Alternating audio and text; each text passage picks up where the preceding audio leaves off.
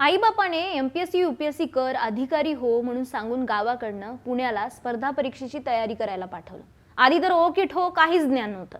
इथल्या पेठा, इथे असलेली क्लासेसची गर्दी, स्टडी रूम मध्ये मान खाली घालून अभ्यास करणारे, पोह्यात सांबर टाकून नाश्ता करणारे भावी अधिकारी आणि त्यांच्या हातात दिसणारे भले मोठे पुस्तकांचे ठोकळे बघून मन दडपून जायचं. या स्पर्धा परीक्षेच्या शर्यतीत आपला नंबर लागणार का याचं टेन्शन असायचं.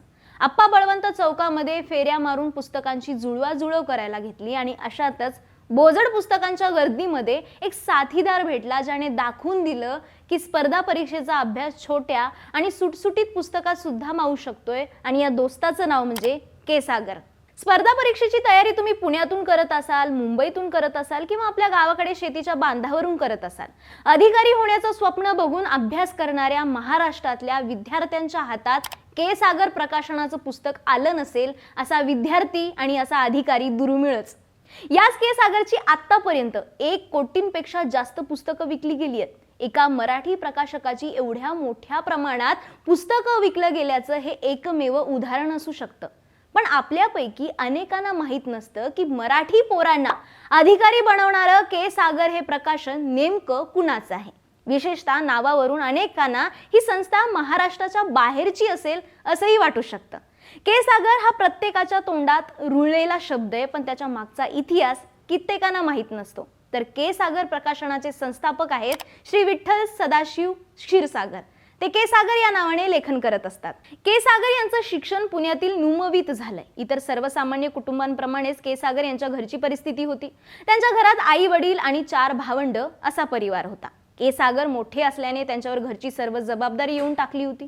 वयाच्या 17व्या वर्षी त्यांनी गरवारे नायलॉन इथे शिकाऊ उमेदवार म्हणून कामाला सुरुवात केली. बीकॉम पूर्ण करून सरकारी नोकरी करावं असं त्यांच्या डोक्यात होतं. पुढे काही दिवसातच पनवेल इथे डीएड बीएड कॉलेजमध्ये ज्युनियर क्लर्क म्हणून त्यांची नियुक्ती झाली. एकीकडे नोकरी तर दुसरीकडे त्यांचं बीकॉमचं शिक्षण सुरू होतं. पनवेल इथे असताना पुण्यात बदली व्हावी म्हणून ते प्रयत्न करत होते. काही दिवसातच त्यांची पुण्यात बदली झाली. या काळात त्यांचं बीकॉमचं शिक्षणही पूर्ण झालं. त्यानंतर त्यांनी पुण्यात लॉ कॉलेजमध्ये LLB-ला ॲडमिशन घेतलं. पुणे विद्यापीठाच्या LLB परीक्षेत विशेष गुणवत्ता आणि विशेष प्रशस्ती पत्रकासह ते प्रथम वर्गात उत्तीर्ण झाले होते. लॉ पूर्ण झाल्यानंतर 1980 ते 83 दरम्यान त्यांनी लॉच्या विद्यार्थ्यांसाठी क्लास घेतले होते. LLB-ला असताना के सागर यांनी स्पर्धा परीक्षांचा अभ्यास करायला सुरुवात केली. तेव्हा त्यांच्या लक्षात आलं की अभ्यासक्रमानुसार अभ्यास करण्यासाठी कुठलीही पुस्तकं नाहीयेत. इतिहास, भूगोल, पंचायत राज सारख्या विषयांची माहिती देणारं पुस्तक बाजारात उपलब्धच नव्हतं. स्पर्धा परीक्षेसाठी केलेली त्यांची मेहनत फळाला आली. उपजिल्हाधिकारी, पोलीस उपअधीक्षक, तहसीलदार, गटविकास अधिकारी वर्ग 1, वर्ग 2 हे सरकारी कामगार अधिकारी आदी पदांसाठी ते पात्र ठरले आणि त्यांची निवड झाली होती. के सागर यांनी आयुष्याची सुरुवात कामगार म्हणून केली होती आणि कामगारांसाठी काहीतरी करता येईल असा विचार करून ते गव्हर्नमेंट लेबर ऑफिसर म्हणून जॉईन झाले. पण तरीही त्यांच्या मनात पुस्तकांचा विषय घोळतच राहिला होता. त्यांना जाणवलं की बाजारात अभ्यासक्रमानुसार पुस्तकं उपलब्धच नव्हते. परीक्षा देताना आपल्याला जो त्रास झाला तो भविष्यात विद्यार्थ्यांना होऊ नये म्हणून त्यांनी पुस्तकं लिहायला सुरुवात केली आणि सहाय्यक कामगार आयुक्त म्हणून स्वेच्छानिवृत्ती घेतली.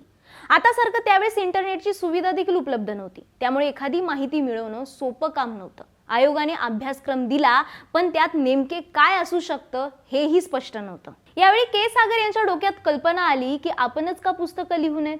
त्यांच्या वडिलांनी त्यांना प्रोत्साहन दिल्यामुळे त्यांनी याआधी लॉच्या 8 विषयांच्या नोट्स लिहिल्या होत्या, ज्या अजित बुक लॉ या प्रकाशनाने छापल्या होत्या. त्या नोट्सला उत्तम प्रतिसाद मिळाला होता. त्यामुळे के सागर यांना स्वतःमधील लेखकाबद्दल पूर्णपणे विश्वास होता. ज्युनियर क्लर्क असताना एक अधिकारी त्यांचा उल्लेख के सागर असा करत होते. त्यामुळे त्यांनी याच नावाने लिखाण करण्याचा निर्णय घेतला होता. तसेच या नावाशी जात, धर्म, पंथ याचा शिक्का बसू नये असंही त्यांना वाटत होतं आणि के सागरचा जन्म झाला. के सागर यांनी 1985 ते 86 दरम्यान MPSC साठी पहिलं पुस्तक लिहिलं. त्यापूर्वी त्यांनी प्राथमिक शिक्षणासाठी एक पुस्तक लिहिलं होतं. त्या काळात नावापेक्षा पैशांची जास्त गरज होती आणि त्याचमुळे नाव न लिहिता त्यांनी हे पुस्तक लिहून टाकलं होतं. 1986 साली त्यांच्या पत्नी शोभा क्षीरसागर यांच्या नावे के सागर ही प्रकाशन संस्था सुरू केली. के सागर प्रकाशनाचं पहिलं पुस्तक हे MPSCच्या मुख्य परीक्षेचे पेपर 2 म्हणजेच महाराष्ट्रावर आधारित सामान्य अध्ययन या विषयाचं होतं.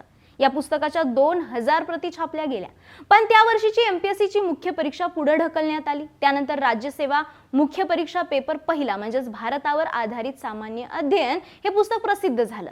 त्यानंतर राज्यसेवा पूर्व परीक्षेकरिता संपूर्ण जनरल स्टडीज हे पुस्तक प्रकाशित झालं. 1988 मध्ये PSI परीक्षेकरिता संपूर्ण फौजदार हे पुस्तक प्रसिद्ध झालं. दुसऱ्या वर्षीच PSI परीक्षेच्या स्वरूपात बदल झाला आणि त्यामुळे छापलेले पुस्तकं वाया गेले आणि याचमुळे के सागर प्रकाशनाला चांगलाच आर्थिक फटका बसला होता. त्यामुळे व्यापारी प्रिंटरची देणी राहिली होती. के सागर यांनी हार मानली नाही. पत्नीचे दागिने विकून देणी देऊन टाकली आणि परत दुसऱ्या पुस्तकाच्या प्रकाशनाला सुरुवात केली. आजही गेली 35-36 वर्ष झालं प्रकाशन संस्था आपल्या चांगल्या आर्थिक व्यवहारांसाठी प्रसिद्ध आहे. त्या काळात के सागर हे पुस्तक लिहित आणि त्यांच्या पत्नी त्या पुस्तकांचं प्रूफ रीडिंग करत असायचे, तर वडील हे पुस्तकांचे गठ्ठे बांधत असायचे आणि त्यांचे भाऊ प्रूफ रीडिंग बरोबरच के सागर प्रकाशनाची विविध पुस्तकं पुण्यातल्या वितरकांकडे घेऊन जात असायचे. के सागरच्या पुस्तकांचं प्रूफ रीडिंग करण्याचा त्यांच्या भावाला असा फायदा झाला की त्यांची PSI पदी निवड झाली आणि सध्या ते पोलीस उपअधीक्षक म्हणून कार्यरत आहेत. पण आपल्यापैकी अनेकांना प्रश्न पडतो की इतक्या सगळ्या विषयांची पुस्तकं के सागर कशी लिहितात? के सागर यांचं शिक्षण B.Com मध्ये झालं होतं. नंतर त्यांनी LLB केलं होतं. त्यामुळे या दोन्ही विषयात त्यांची चांगली प्रगती झाली होती. तसे त्यांनी मुख्य परीक्षेला राज्यशास्त्र, सामाजिक शास्त्र, इतिहास, लॉ, मराठी वाङ्मय हे विषय घेतले होते. त्यामुळे या विषयांचा त्यांना चांगलाच अभ्यास झाला होता आणि याचमुळे या विषयांची पुस्तकं लिहिताना त्यांना कोणतीच अडचण आली नाही. कुठलाही विषय समजून घेत साध्या सोप्या शब्दात मांडता आला पाहिजे आणि तेच के सागर यांनी केलं. आणि असं करत करत एक करत 50 ते 60 स्वतंत्र पुस्तकं के सागर यांनी लिहिली आहेत. अजूनही 67व्या वर्षी ते सकाळी 10 ते रात्री 8 वाजेपर्यंत कार्यालयात बसून काम करत असतात. 1997-98 ला के सागर प्रकाशनाचं पहिलं दुकान पुण्यातल्या आप्पा बळवंत चौकात सुरू झालं आणि त्यापूर्वीच के सागर ब्रँड म्हणून उभा राहिला. संपूर्ण राज्यात स्पर्धा परीक्षा देणाऱ्यांच्या गळ्यातला ताईत हा ब्रँड बनला होता. राज्यातील एकही तालुका नसेल जिथे के सागरची पुस्तकं मिळणार नाही. UPSCच्या तयारीसाठी महत्त्वाचं असणारं प्राध्यापक रवी भूषण यांचं ल्युसेंट जनरल सायन्स आणि ऑब्जेक्टिव्ह जनरल सायन्स या पुस्तकाचे अधिकार के सागर प्रकाशनाने आपल्याकडे घेतले. ते पुस्तक आता के सागर जनरल सायन्स या नावाने प्रकाशित करण्यात येत आहे. पुढील काही दिवसात UPSCच्या अनुषंगाने अनेक इंग्रजी आणि हिंदी माध्यमातील राष्ट्रीय स्तरावरील नावाजलेल्या लेखकांची पुस्तकं के सागर प्रकाशनाच्या वतीने प्रकाशित होणार आहेत. के सागर एवढे प्रसिद्ध असताना त्यांनी स्पर्धा परीक्षा देणाऱ्या विद्यार्थ्यांसाठी क्लास सुरू का केले नसतील असा अनेकांच्या मनात विचार येतो.